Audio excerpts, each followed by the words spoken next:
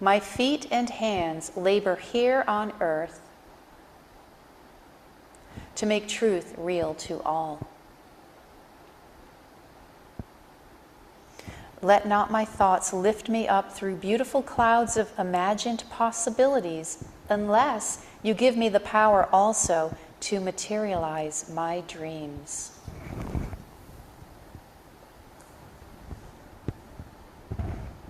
And now we'll have a reading from Raise the One Light by Janet.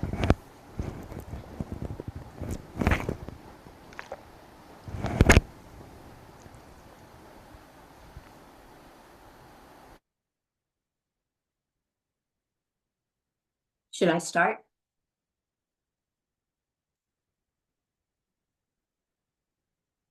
Okay. Truth is one and eternal. Realize oneness with it in your breathless self within. The following commentary is based on the teachings of Paramhansa Yogananda. In the Gospel of St. Matthew, chapter 25, we read of a king, capitalized for the reference to God, who welcomed certain devotees to the divine consciousness, saying, I was an hungered, and ye gave me meat. I was thirsty, and ye gave me drink. I was a stranger, and ye took me in. Naked, and ye clothed me. I was sick, and ye visited me. I was in prison, and ye came unto me.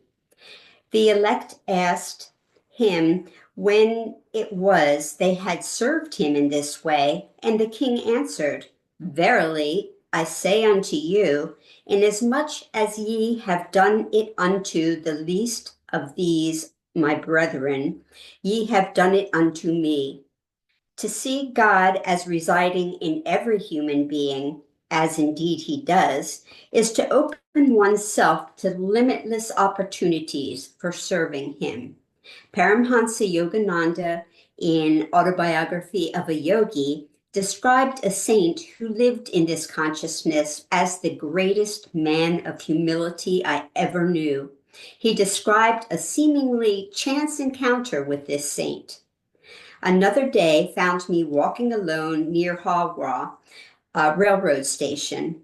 I stood for a moment by a temple, silently criticizing a small group of men with drum and cymbals who were violently reciting a chant. How undevotionally they used the Lord's divine name in mechanical repetition, I reflected. My gaze was astonished by the rapid approach of Master Mahashaya. Sir, how come you here? The saint, ignoring my question, answered my thought. Isn't it true, little sir, that the beloved's name sounds sweet from all lips, ignorant and wise? He passed his arm around me affectionately. I found myself carried on his magic carpet to the merciful presence. If you would see God, watch for him everywhere. If you would hear his voice, listen for it in all sounds and also in their supporting silences. If you would know God, seek his wisdom behind merely human knowledge. The Bhagavad Gita in the 6th chapter states, one who beholds my presence everywhere and all things dwelling equally in me, he never loses loving sight of me, nor I of him through all eternity. Thus, through the Holy Scriptures, God has spoken to mankind. Om, Om, Om.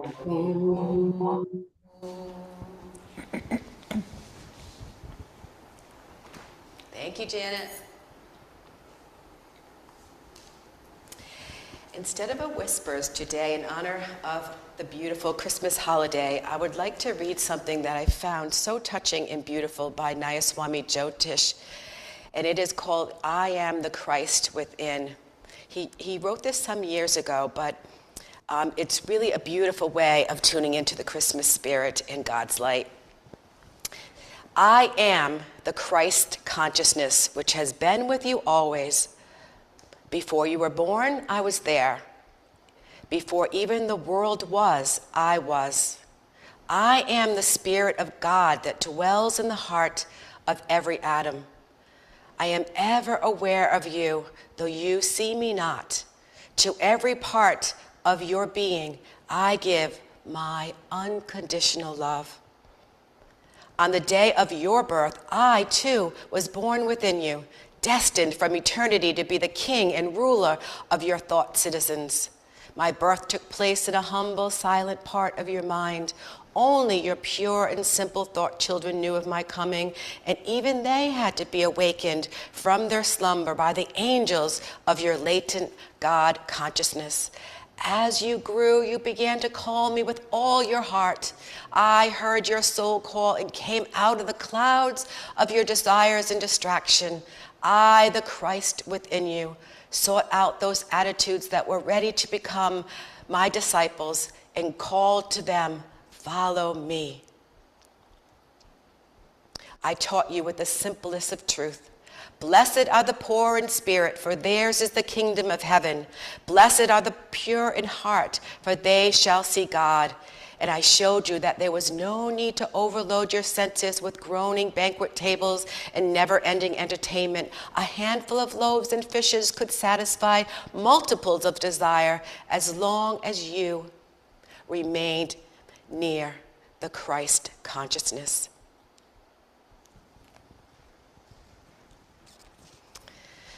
So today, we are all living in the presence of God. As the Gita explained today, one who beholds my presence everywhere and in all things, dwelling equally in me, never loses loving sight of me, nor I of him through eternity.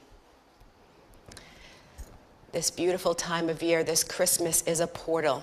It's a time when the veil is lifted, when we have such amazing opportunities for spiritual growth and spiritual upliftment. There's a freedom from the past and from the future, and it's called presence. And the more we can embrace that beautiful freedom that comes our way as we go through a time, and it feels like every time before Christmas, there's these challenges that come as we go into the darkest day of the year, right? And then we all emerge into that light, into that holy night, into that amazing Christmas presence that we can really tune into, that spirit of Christmas that's trying to awaken in all of us. It's a time to free ourselves from the limited ego perceptions and enter into that divine presence, moving out of our darkness into our light. This is a fertile time for us all to blossom in beautiful new ways.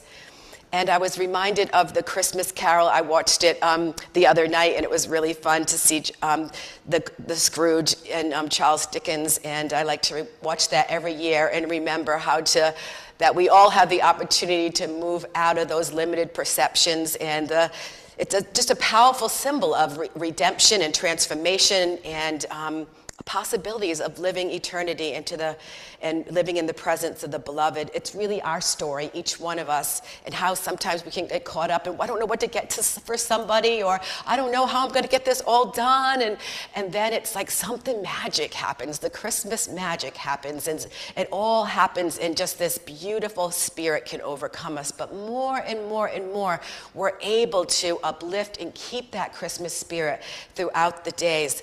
But you know, Scrooge had a dark night of the soul, like a lot of us do, a time that he had to really confront his past and some of his regrets about how he was stingy and not serviceful and maybe selfish and even mean at times.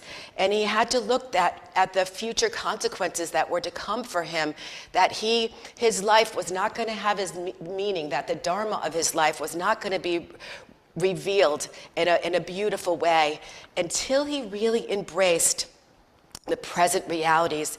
Then he could begin to rise spiritually. Then he could see, by embracing divine presence and living in the presence of the beloved, everything could change. And these are Scrooge's words. He said, "At this Christmas time of year, I suffer most. Why did I walk through crowds of fellow beings with my eyes turned down?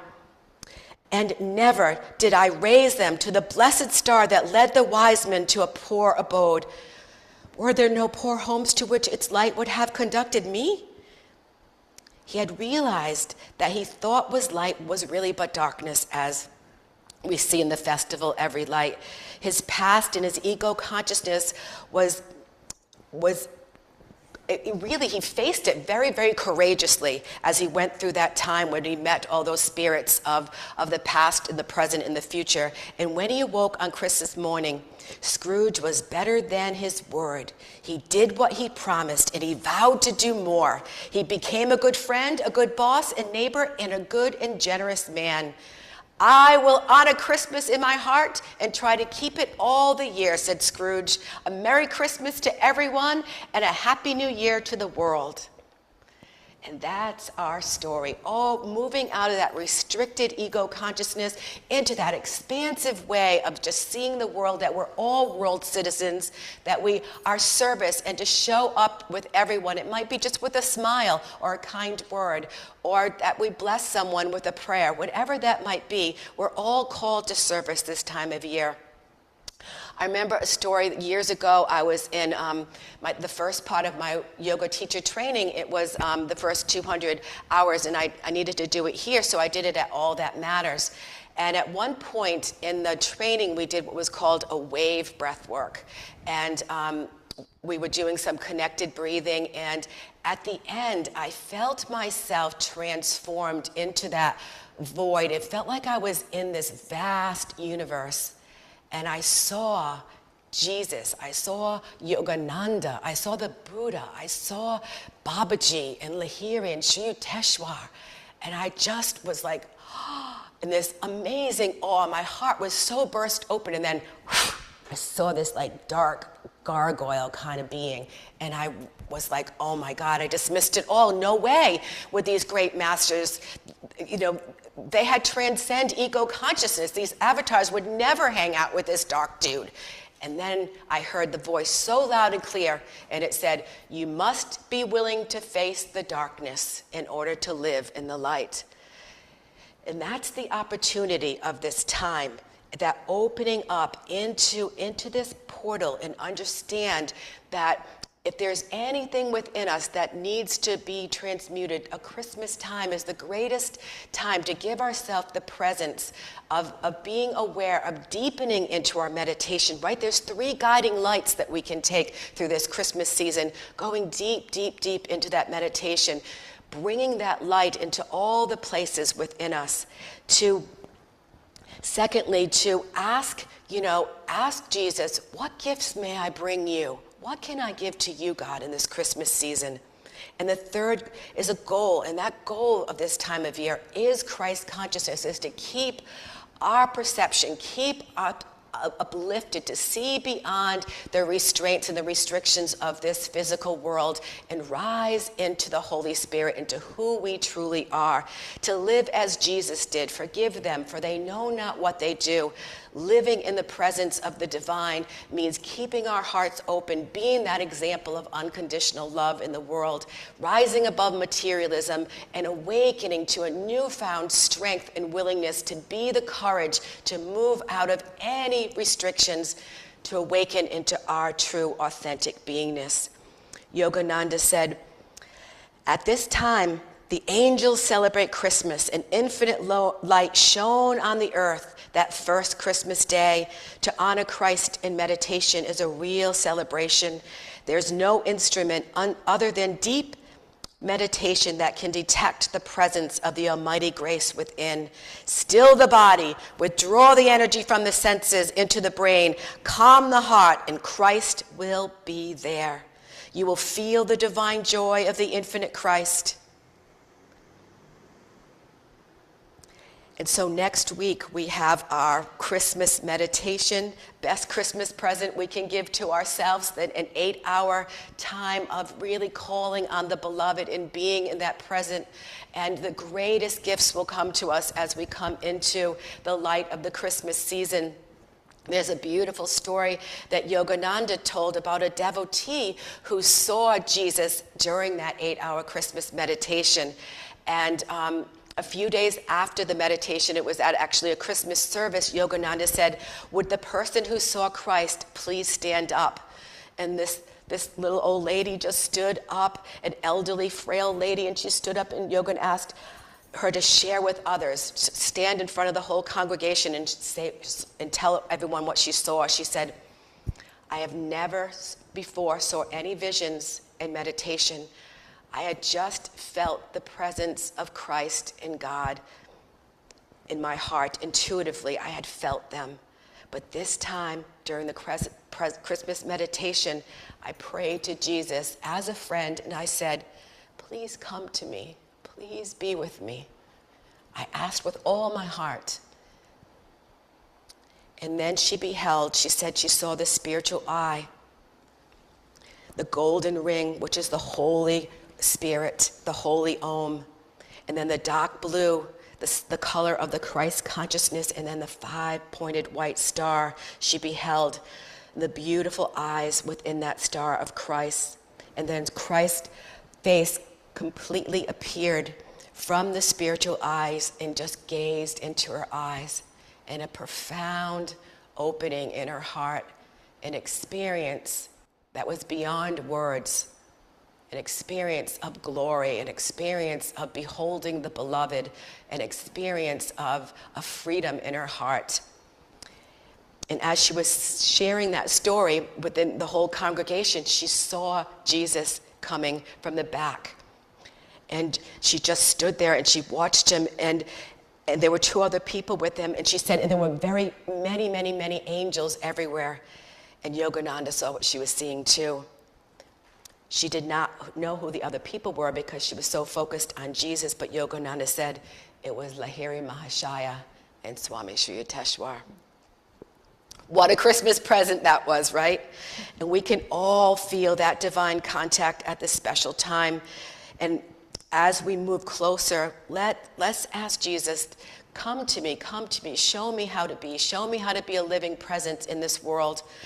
And Yogananda taught that living in divine presence means making God a constant focus in our lives, every moment cultivating inner calmness and unwavering faith in the Divine Mother. Ask him, right?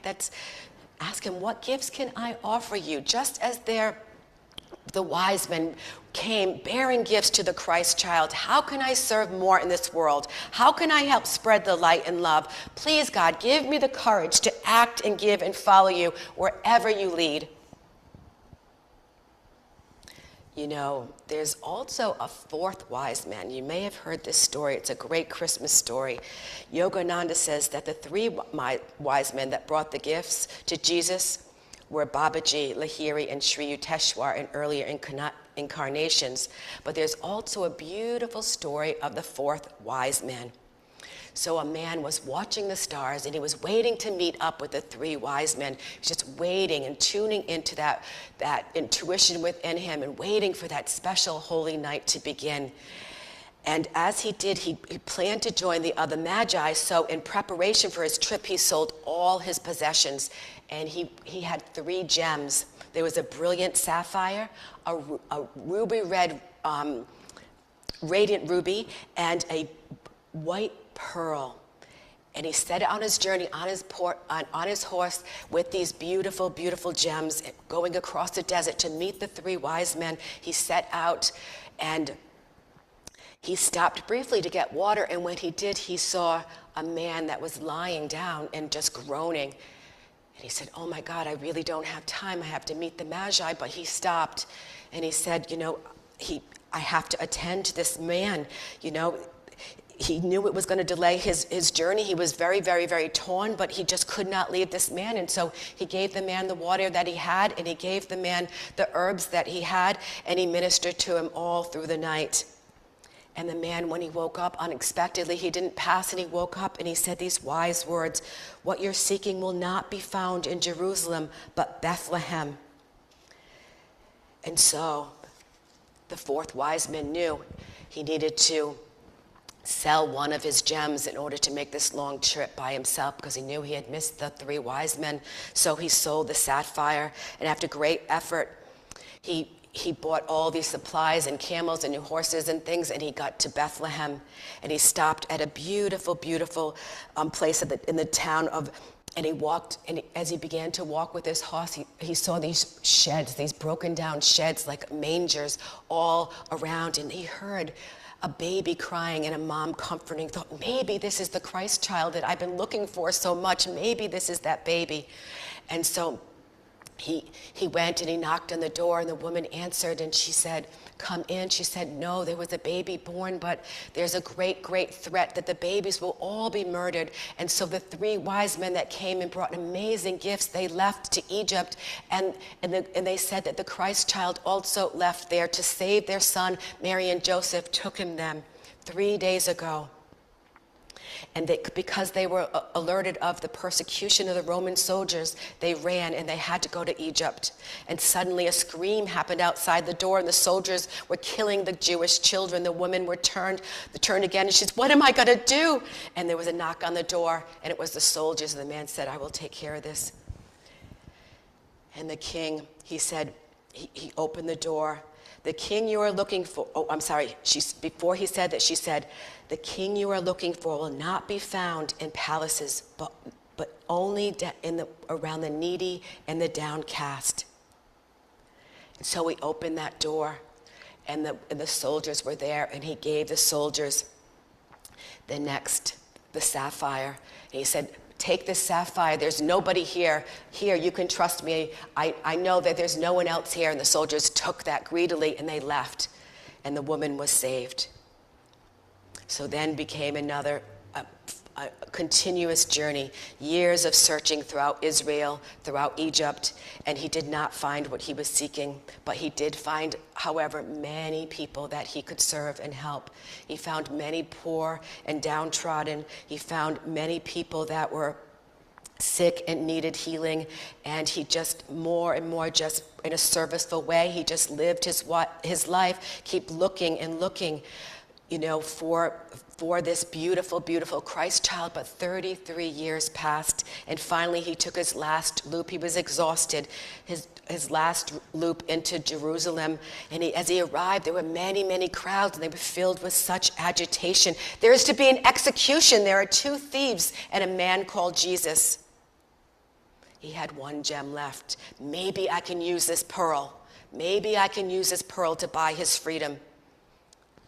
And as he was walking in, he heard this woman scream, and there were soldiers grabbing her and taking her. She was able to get away for a moment. She ran to him. She said, sir, please help me. Please save my life. They're going to kill me.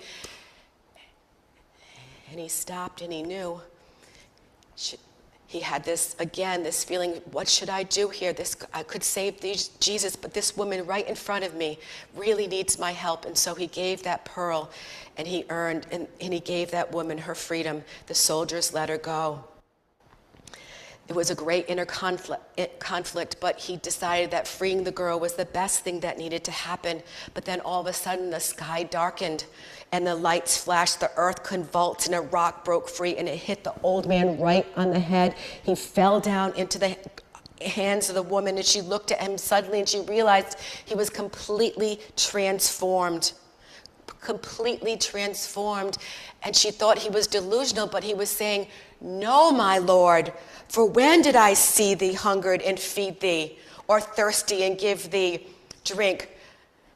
30 years I've been looking for thee, but I've never seen thy face nor ministered to thee, my king. And he just felt like, I'm a failure. I wasn't able to find, and I wasn't able to live my dharma, my life purpose. And then a divine voice spoke very clearly. Even the woman heard him. Verily I say unto thee, as much as thou have done unto me as the least of my brothers, thou have done it unto me. And that's the power of service of this season. This is what we do. This is how we serve God. We see that God exists in each and every one of us, that the light of the divine, that the divine presence is alive in each one of every soul. No matter how people's behavior or appearances or circumstances seem, everybody's looking for unconditional love. Everybody's on their way home for God. Everybody that we serve and give our heart to, more and more and more, we merge into that Christ consciousness. We live as all the great saints and sages, as Jesus did. So remember those 3 guiding lights this holiday season. This is a time of great opportunity to dive deep, be still and know that I am God. That deep meditation at this time of year, as the veil is lifted, the portal is available to enter for great spiritual growth. The second, to ask, what gifts can I bring you, Lord? What Christmas presents would you like this year? And third, our goal is Christ consciousness, to love and serve God with all our heart, to keep our perspective uplifted, rising above ego consciousness, materialism, in the ways of darkness and ego perspectives, and live in the truth. Live in that divine truth. See as all the great masters, see as the beloved. And remember, we'll end with what Tiny Tim said in The Scrooge: God bless us, everyone.